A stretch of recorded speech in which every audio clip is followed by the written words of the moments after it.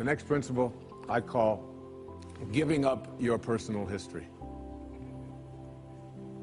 And I learned it from a man named Carlos Castaneda, who once said that one day, he said, I finally realized that I no longer needed a personal history. And just like drinking, he said, I gave it up. And that, and only that, has made all the difference in the world. You know the nice thing about giving up your personal history? Is that if you don't have a story, you don't have to live up to it. All of us have these bags of manure that we carry around with us called our past, and the people who have done things to us, and the events and the circumstances, all of this stuff that we use and we bond to. And we bond ourselves to these wounds of our past, and we identify ourselves on the basis of these wounds. And every once in a while we set it down and we reach in there and we smear it all over ourselves. And then we wonder, why does my life smell so bad? I don't understand this. When in fact, the now, this moment, merging yourself into the now, means that you may have been in a relationship. I had a woman from Holland who came over to see me, whose husband had left her after 25 years. She had 4 children, and she just had been on the verge of suicide. And she was losing weight, and she was depressed, and she was taking all kinds of drugs for it, and she was getting sicker and sicker because she just couldn't get over it. And she came to a book signing that I was doing at a bookstore down in Florida. And she said, you've got to say something to me. You've got to say something to me that will help me to get over this. And I told her this line. I said, give up your personal history. Merge yourself here, now, into this moment. And those 25 years are something, if you want to understand how to do it, think of your past as, oh, this hat. And this is your past. Now, you can't just set this thing down over here and walk away from it and give up your personal history, because you'll always have it there to look back at.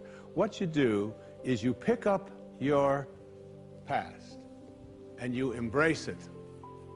You understand it, you accept it as, I had to go through these things that I had to go through in order for me to get to this place today, and the evidence for that is that I did. You don't need any more evidence.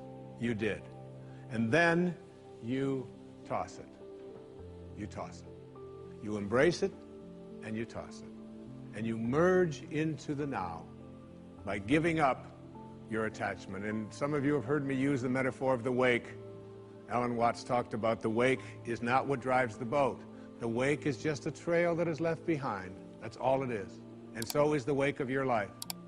And the wake doesn't make the boat go, and neither does the wake of your life, the reason why your life is going in the direction that it is. The wake is a trail that is left behind, and it's an illusion to believe that it is the cause of your suffering or your struggles or your difficulty.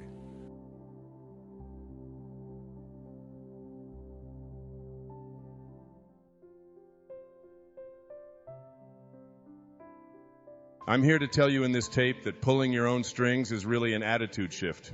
It shifts away from having to be just like everybody else.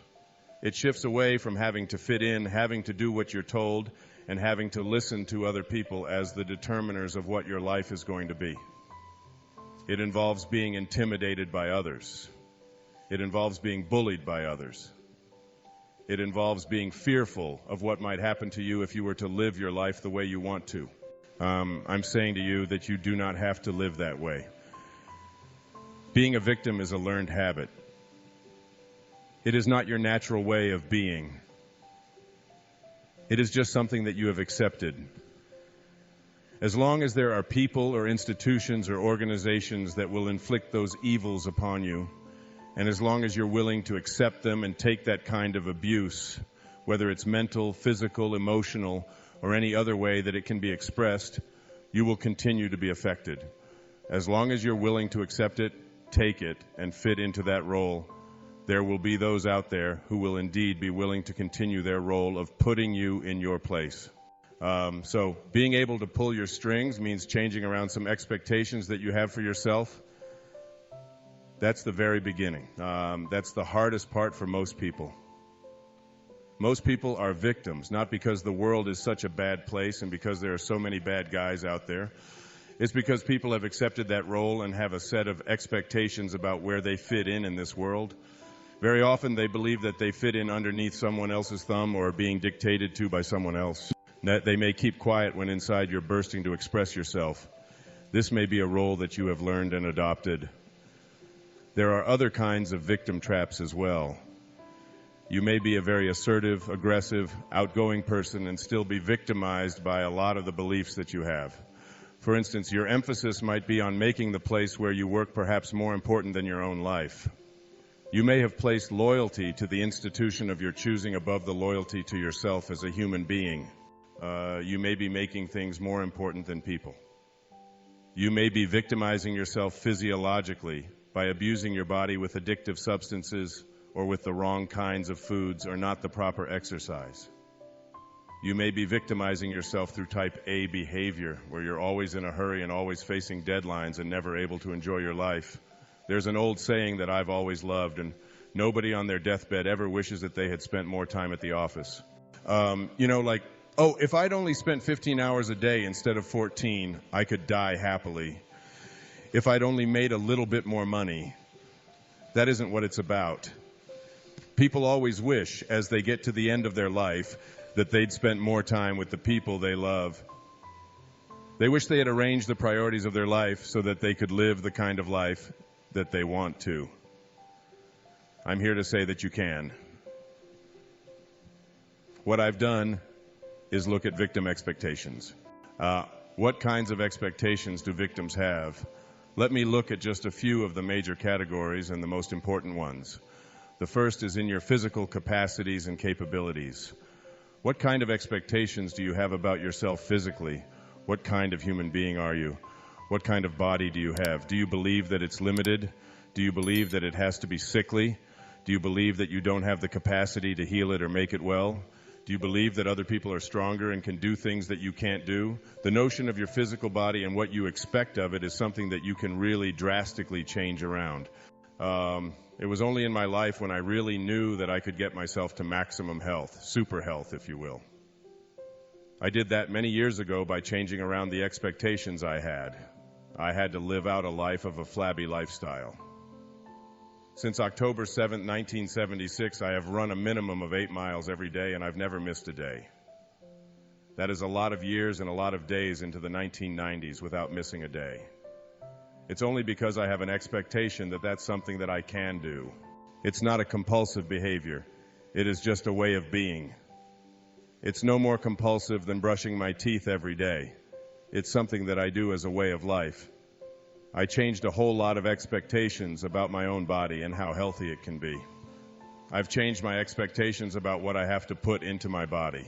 Therefore, things like alcohol, drugs, caffeine, and salt, and all of the kinds of things that we put into our body indiscriminately and poison ourselves with are no longer choices that I make. Not because I've got such great discipline and some kind of a super being, not at all. So it's because I've changed my expectations around what my body can do. Once you get yourself aligned in a higher consciousness way about who you are and what you can do, your body just takes over. That is, your body fulfills its own perfect destiny. It is a temple. It is a temple that houses your soul and houses your mind. Keeping that body in maximum shape is something that any of us can do. But you got to change around your expectations and not be a victim of it. There's also the whole notion of your mental capacities, and so many people believe that they're just average, that they're only capable of doing mediocre kinds of things, that they're C students, if you will. They fit in the middle somewhere. I believe there's a genius residing in you, and that genius is waiting to awaken. The awakening process is really, once again, changing around your expectations, shifting your consciousness from a belief that you are average, whether you're mediocre, or that you can only accomplish a certain number of things, to shifting it to, I am a creative genius. I am here on this planet for a reason. The whole universe is part of a perfection, a perfect system. There's an intelligence to the whole system. I believe the entire universe is part of a perfect intelligence that is making the whole thing work, invisible though it may be. And you are part of that. If there's no accident there and you're here for a reason, when you get your life on purpose, you will find that your mental capacities begin to grow enormous.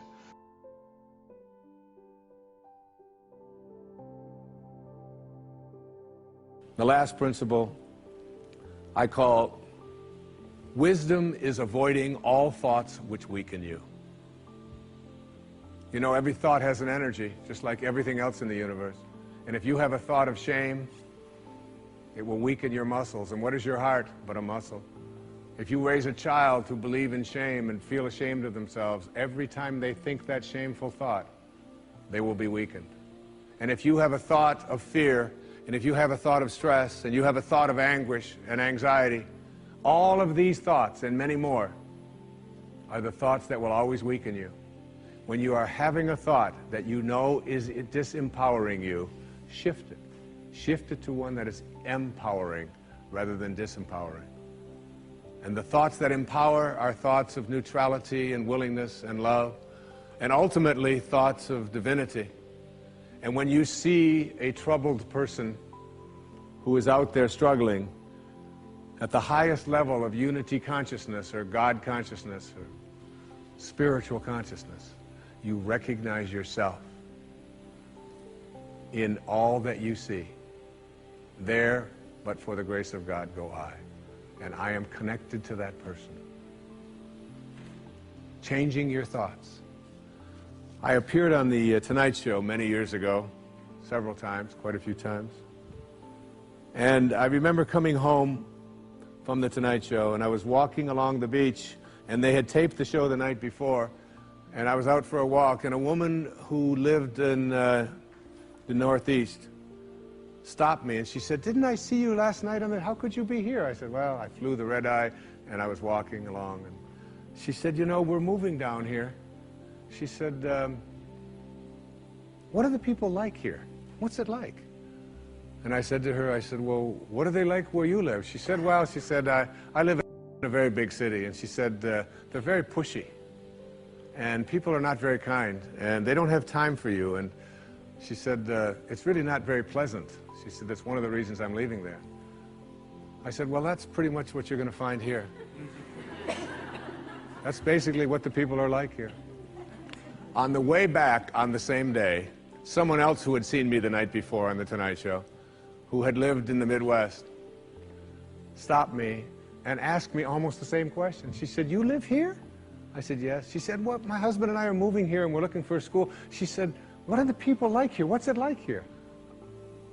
I said, "What are they like in Chicago where you live?" She said, "Oh," she said, "it's the Midwest." She said, "People are very friendly, they're open, they open their homes to you, they're very loving, they're very kind." She said, "It's a wonderful place." She said, "I love that, I'm going to really miss that."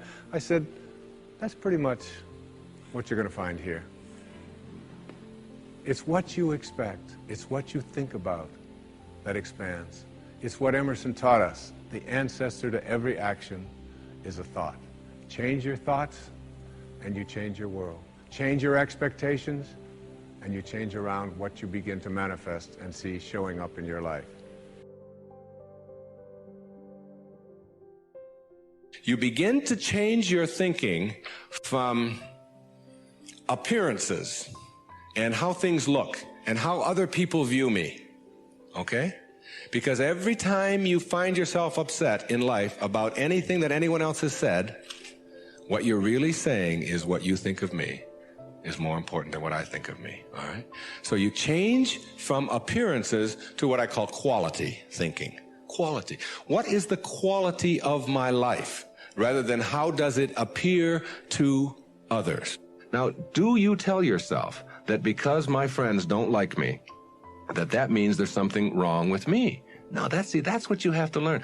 That another person's opinion is just that. It's their opinion, and that's all it is.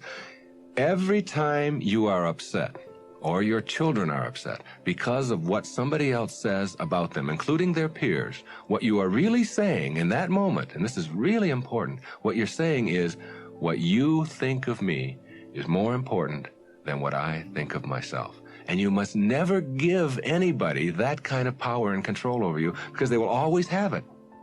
The funny part about approval, for those of you who really want it, and Now, I'm here to tell you that I like approval. I enjoy it. I find it one of the most exciting things in the world. I like it when people read my books. I love it when people applaud. I like it when people tell me nice things and all. I like approval. I'm the first one to admit it. What I don't do is I don't need approval. There's a big difference between wanting approval and needing approval. When you need approval, it means you become immobilized when you don't get it, from making other people's opinions more important. Now, for those of you who say, yeah, but I want approval and I need it, and if I don't get it, and so on, then understand this. The people who get the most approval in life are the ones who care the least about it. And the ones who get the least approval are the ones who are always going after it. So if you want approval in this paradoxical way that I'm talking about it, stop needing it. Stop concerning yourself about it. Ask yourself, who gets the most approval in life? Think of the person that gets the most approval, and you'll see that that person couldn't care less what other people are thinking. They're so busy being, they don't have time to notice what their neighbors are doing. Thoreau said this. He said, if you advance confidently in the direction of your own dreams and endeavor to live the life which you have imagined, you will meet with a success unexpected in common hours. What that means is that success is not something that you can get in life. Success is an inner process. Success is something that you bring to everything you do in your life. It isn't something you get out of what you do. And when you get that, and you learn how to get the junk out, and advance confidently, doing what makes the most amount of sense to you based on your inner signals and the one issue of morality, which is you never interfere with anybody else's right to do the same. Each person has their own right to advance confidently in the direction of their own dreams. And when you violate that, you're violating the principle of the universe, the essence of the universe, which is cooperation and harmony. Then success will begin to chase you. And it will come into your life and arrive in your life in amounts that you never dreamt of before. That you never dreamt of. Things will start happening to you that you would never imagine before. I'm working on a book right now that's going to be called You'll See It When You Believe It. And when you start believing in some of these principles, you'll start seeing things that you were blind to for so long. When you were back here in the 2 and the 3 and the 4 and the 5, when you were moving away from yourself, as long as you're moving back towards your universal essence, your harmony with yourself, your cooperation with the rest, things will start happening in ways that you never dreamt of. Jung called it synchronicity. And it's a term that we use to explain how unexplainable coincidences sort of happen in our life. And how come these things happen? I'm going to share a couple of those with you before we leave. The quality versus appearance in your life means that you get that inner candle flame working in a way that gives you quality, independent of what other people think of you. Maslow, in defining self-actualizing, no-limit people, said they are independent of the good opinion of other people. Of the good opinion of other people. Independent of it. They're so busy advancing confidently, doing the things that make sense, and bringing success to changing their baby's diaper, and bringing success to weeding their garden, and bringing it to the job. They bring it on the airplane so that when they run into somebody who is rude to them, a stewardess that is rude, they don't see it as an attack on them. It's just where they are, and they send them love.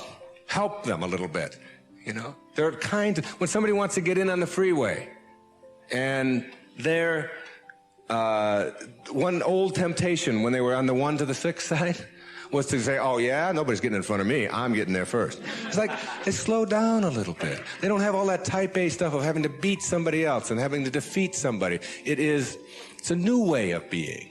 It's a way of quality where your harmony allows you to cooperate, and you are a part of what this whole thing is about. New way of being, quality rather than appearances. Another new way of being, very important. Living your life on ethics rather than rules. Ethics rather than rules. All these rules, all these ways of having to do things, Somebody else dictates to them. Do you know that some of the most immoral acts in the world have been perpetrated in the name of the rules? These are the laws. What do you think Nazi Germany was all about? Everybody doing all these horrible things to other people. I'm only doing my job was the defense we all heard at Nuremberg. I was just doing my job. If it's an immoral rule, it's immoral to obey it. And self-actualizing people, as Maslow tells us, have rules inside of them that they could never obey, never disobey, ever. And they have to do with ethics, how you treat people. How do you think we get to where we are now? You know who Rosa Parks was? The woman in the South, the black woman in the South who said, not today, I'm not going to the back today, no way. I know what the rules are. The rules were all over the place. If you needed a reminder, there were signs every place, colored in the back, white in the front. And she said, no, I'm sitting here. And that made all the difference. Ethics, not rules. When your children start disobeying rules that need to be disobeyed, don't be surprised.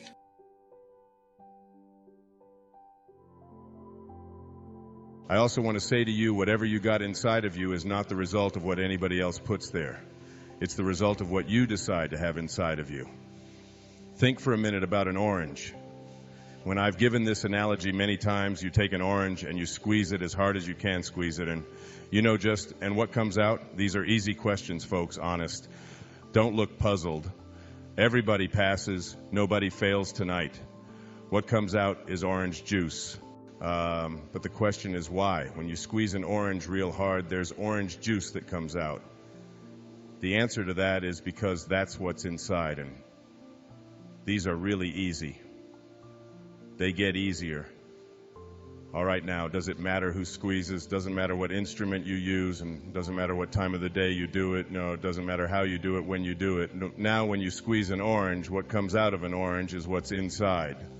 When you squeeze a person and put pressure on a person of any kind, and anger and hatred and stress and tension and depression come out, it isn't because of who is doing the squeezing or when they do it or how they choose to do it.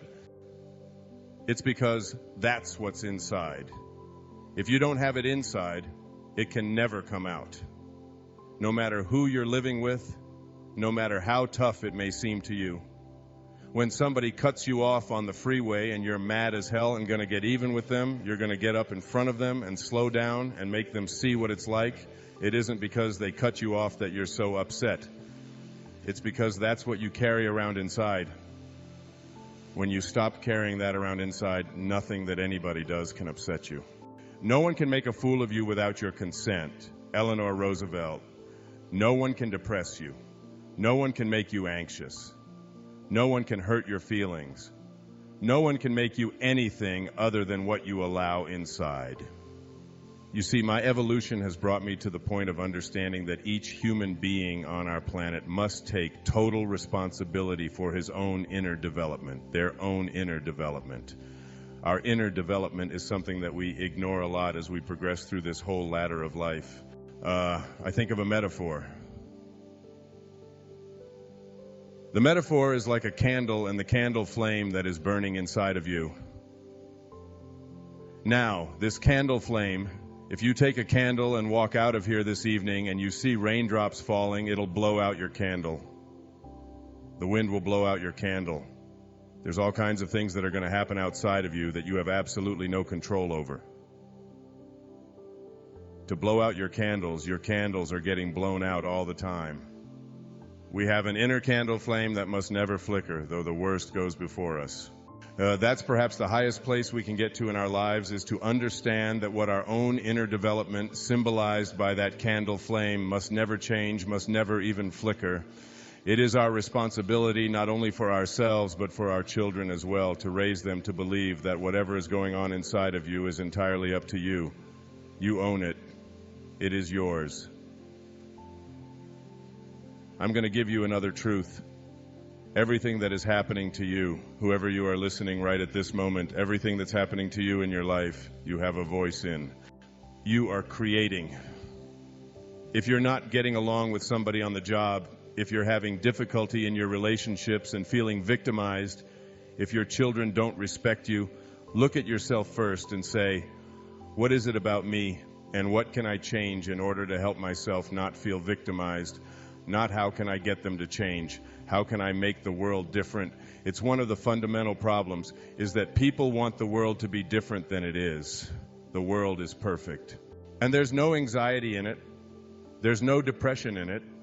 There's no stress in it.